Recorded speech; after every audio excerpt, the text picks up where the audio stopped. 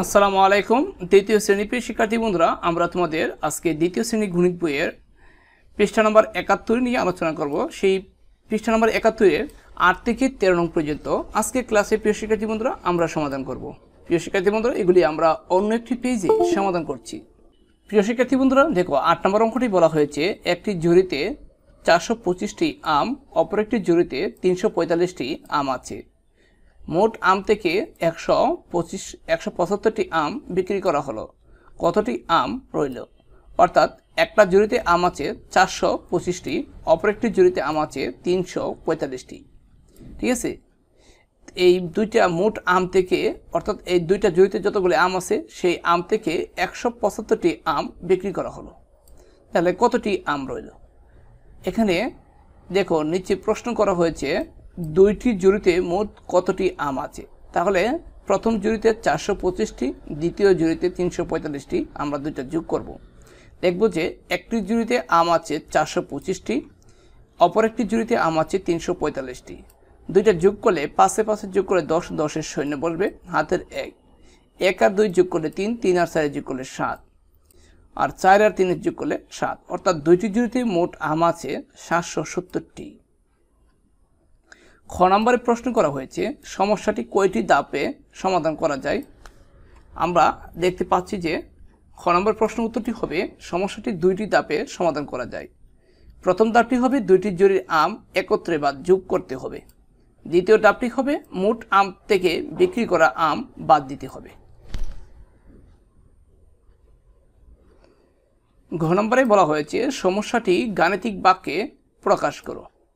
সমস্যাটি আমাদেরকে গাণিতিক বাক্যে প্রকাশ করতে হবে। সেক্ষেত্রে অর্থাৎ গাণিতিক বাক্যটা এরকম হবে যে প্রথম ঝুড়িতে আম ছিল ৪২৫টি, দ্বিতীয় ঝুড়িতে আম হচ্ছে ৩৪৫টি। এই দুইটা আম যোগ হবে, আর যেই আমগুলো বিক্রি করেছে সেটা বাদ যাবে, অর্থাৎ ১৭৫টি বিক্রি করে সেটা বাদ যাবে।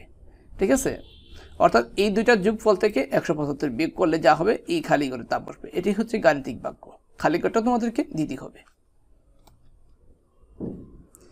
এরপরে ঘ নম্বর প্রশ্ন বলা হয়েছে সমস্যাটি সমাধান করো। অর্থাৎ গ নম্বরে যে প্রশ্নটি আছে গাণিতিক বাক্যটি সেটা আমরা ঘ নম্বরে সমাধান করব।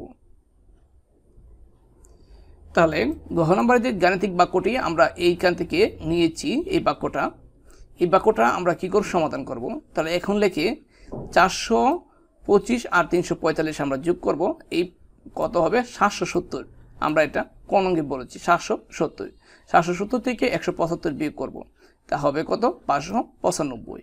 ঠিক আছে, সেই বিয়োগটা আমরা তোমাদেরকে এখানে দেখা দিচ্ছি, তোমরা ছোট মানুষ বিয়োগটা কিভাবে করবা। ৭৭০ তারপরে হবে ১৭৫। আমরা বিয়োগ করব। সেক্ষেত্রে ০ থেকে ৫ বাদ দেওয়া যায় না, ০-এর সাথে ১ যোগ করলে হবে ১০, ১০ থেকে ৫ বাদ দিলে থাকবে 5।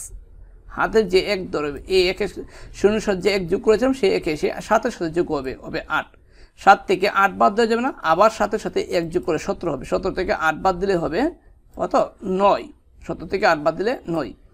এই যে এটার সাথে ১ ধরেছিলাম সেই ১ এসে ১-এর সাথে যোগ হবে ২। ৭ থেকে ২ বাদ দিলে থাকবে ৫, অর্থাৎ ৫৯৫। ৫৯৫টি আম রইল। ৯ নম্বর অঙ্কটি বলা হয়েছে ৯টি সংখ্যার যোগফল ৩৬০। প্রথম থেকে চতুর্থ সংখ্যা পর্যন্ত ৪টি সংখ্যার যোগফল ১৫২। ষষ্ঠ থেকে নবম সংখ্যা পর্যন্ত ৪টি সংখ্যার যোগফল ১৬৪। পঞ্চম সংখ্যাটি কত? অর্থাৎ প্রথম ৪টি সংখ্যার যোগফল হচ্ছে ১৫২। আবার পঞ্চম সংখ্যাটি বাদে ষষ্ঠ থেকে নবম পর্যন্ত, তারপর শেষের ৪টি সংখ্যার যোগফল হচ্ছে ১৬৪। এই পঞ্চম সংখ্যাটি কত আমাদেরকে বের করতে হবে।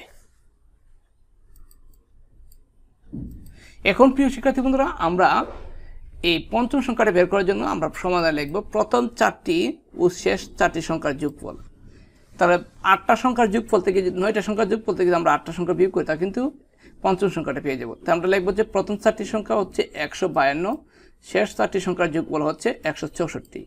দুইটা যোগ করলে 4 আর 2 যোগ করলে হবে 6, 6 আর 5 যোগ করলে হবে 11, 1 হাতের 1, 1 আর 1 যোগ করলে 2, 2 আর 1 3, অর্থাৎ 316।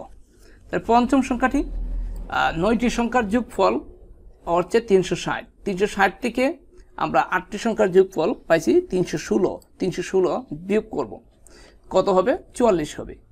সেই বিয়োগটা তোমাদেরকে দেখাচ্ছি যে 360 থেকে আমরা যদি 316 বিয়োগ করি, 316 দেখো এটা বিয়োগ হবে।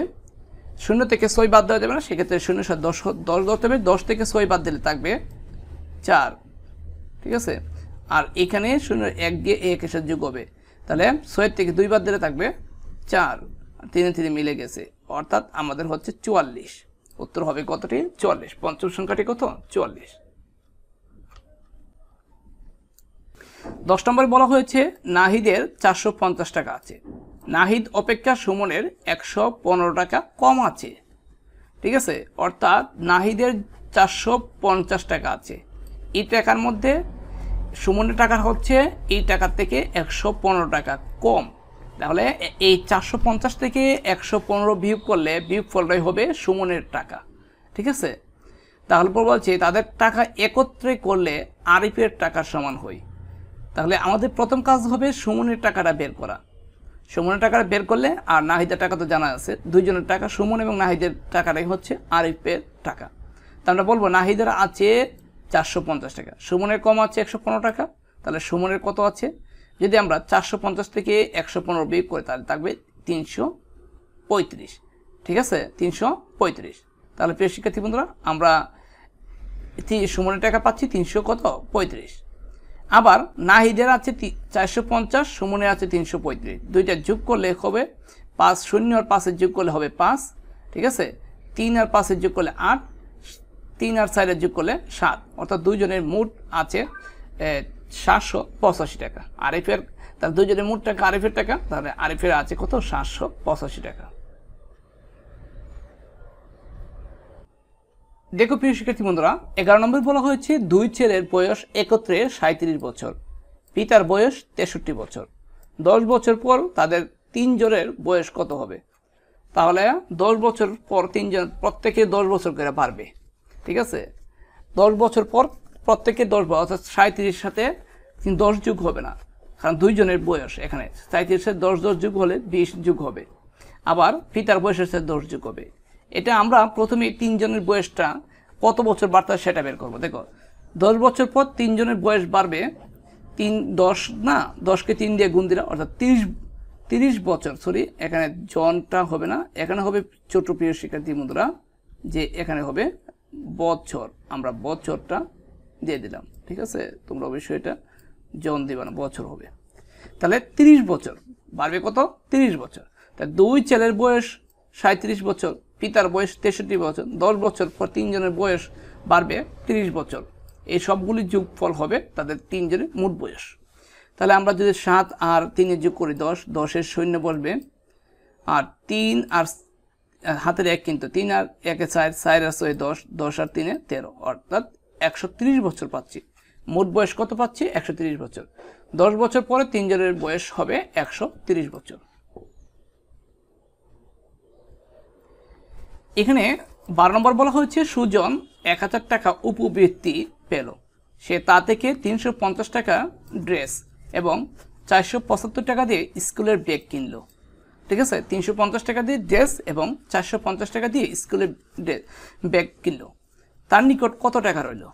উপবৃত্তি পেয়েছিল 1000 টাকা, সে যত টাকা খরচ করেছে প্রথমে আমরা সেই খরচটা যোগ করব, তারপরে এই উপবৃত্তির টাকা থেকে খরচটা বিয়োগ করলেই তার কাছে কত টাকা রয়েছে সেটা বেরিয়ে আসবে। স্কুলের ড্রেস কিনলো 350 টাকা, আর স্কুলের ব্যাগ কিনলো 475 টাকা।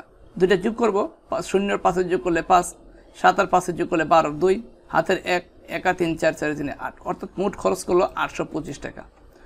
সুজন উপবৃত্তি পেল 1000 টাকা, খরচ করলো 850 টাকা। তার নিকট রইল, আমরা এই 0 থেকে 5 বাদ দিতে পারি না, 10 থেকে 5 বাদ দিলে 5, হাতের 1 কে 200 যোগ হবে 3 হবে, 10 থেকে 3 বাদ দিলে 7, আর এখানে যে 1 ধরেছিলাম 1 জ্ঞান 28 যোগ হবে 9, 10 থেকে 9 বাদ দিলে 1, 1 1 মিলে গেছে। তার নিকট রইল 175 টাকা।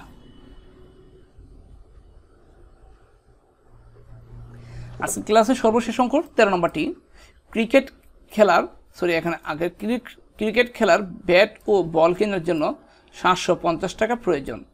সকল সদস্য মোট 330 টাকা দেয়। ক্লাবের অনুদান হিসেবে 250 টাকা দেওয়া হলো। তাদের আর কত টাকা প্রয়োজন? টাকার প্রয়োজন কত? 750। সকল সদস্যরা দিলেও 350 টাকা। আবার ক্লাবের যে অনুদান আছে 250 টাকা। তার আর কত টাকা টান রইল, আর কত টাকা প্রয়োজন? সেক্ষেত্রে আমরা প্রথমে সকল সদস্য যত টাকা দিয়েছেন এবং অনুদান যত তা কি যোগ করব।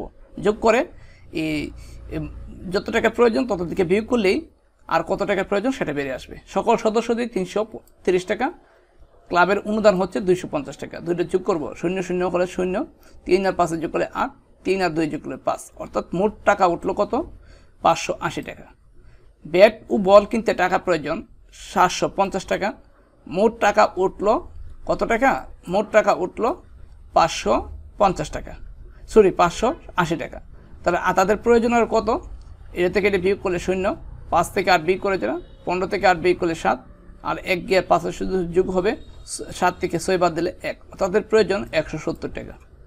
ছোট প্রিয় শিক্ষার্থী বন্ধুরা, আজকে প্রয়োজন থাকলো। আসসালামু আলাইকুম।